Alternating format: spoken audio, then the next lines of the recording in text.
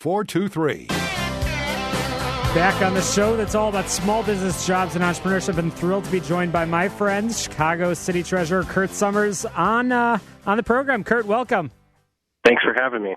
You bet. So I am very proud of the relationship that we formed with your office. Specifically, and I just want to start with this issue on the Sister Neighborhoods program. Many of our listeners might be familiar from the beautiful piece in the Tribune the other week about the relationships that have been forged between neighborhoods like West Rogers Park and Albany Park. Tell us a little bit about what you believe are the greatest accomplishments and the reasons for success of that program. Yeah, I think the program's success is all driven by Chicago's neighborhoods. We started, when I first took office, I went to all 77 neighborhoods in 77 days. And what happened was we'd go to one community and we'd hear a need, and the next day we'd go to another community and we'd hear a related solution. And we figured rather than government trying to solve the problems, why don't we connect these folks and see if they have a way of working together and learning from each other. And it's just been, the response has been phenomenal. Obviously, your experience there in West Rogers Park has been great, but we've also seen, Englewood and Avondale. We've seen communities around the city begin to learn from each other. And the success, we think, is really just at the beginning. Folks are just starting to learn from each other, meet with each other, and engage on projects that are meaningful for each other's neighborhoods. It's really impactful, and it's taking place in more ways than any number of staff can possibly measure. I see it firsthand, and from conversations with fellow community leaders, so many initiatives have came out just because you forged those relationships, which is great. But Kurt, you've been in office now for, gosh, I can't believe it, 1 year. So tell us about some of those accomplishments in the first year in office. Yeah, I think it's interesting when I was thinking about, reflect. A lot of folks on the staff were asking, let's reflect on the first year and what are you most proud of? And it kind of stumped me. My response was really, I think we're just starting to hit our stride, and we're really just kind of doing our job. For a long time, this office, the Treasurer's Office in the city of Chicago, was sort of a sleepy little investment office on the first floor. It wasn't very visible, wasn't very public, and hadn't been as focused on community engagement and on neighborhood investment. And, we've transformed that.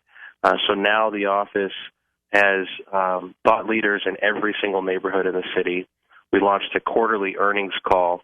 So now every quarter, everyone from, folks in the neighborhood to investors on Wall Street can dial in and participate in a quarterly call and learn about what's happening with the city's finances and investments.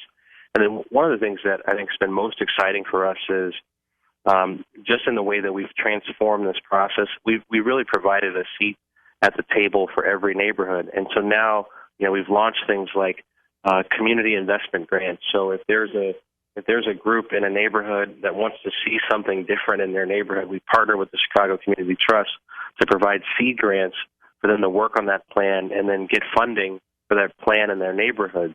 So there's investment in local neighborhoods and in local small businesses, which is really important. And your office has been more transparent than ever, as you mentioned, through these earnings calls, which is, I believe, the first in the nation for any municipality, which is incredible. Right now, you have something interesting going on in your office, a pop-up art gallery. Do you mind telling our listeners a little bit about it so they could catch in just in these remaining few days?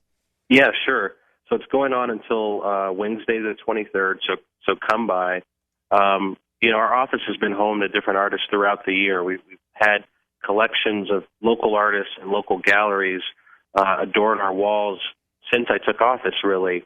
And we wanted to expand the program during the holiday season and invite artists to display their work right in our office. So we've got about 50 pieces up right now hanging in the office from artists from all over, Wicker Park, Hyde Park, where I live, Cranion Village, Andersonville, you name it. And because City Hall has hundreds, if not thousands of people walking through its doors every day, we figured why not invite the public to come see some of Chicago's artists' greatest work. So stop by the treasurer's office on the first floor. Really interesting. Actually popped in last week. Very interesting. So, Kurt, we've got less than a minute remaining. If you don't mind, tell our listeners what was the most surprising thing that you discovered coming into the office of City Treasurer.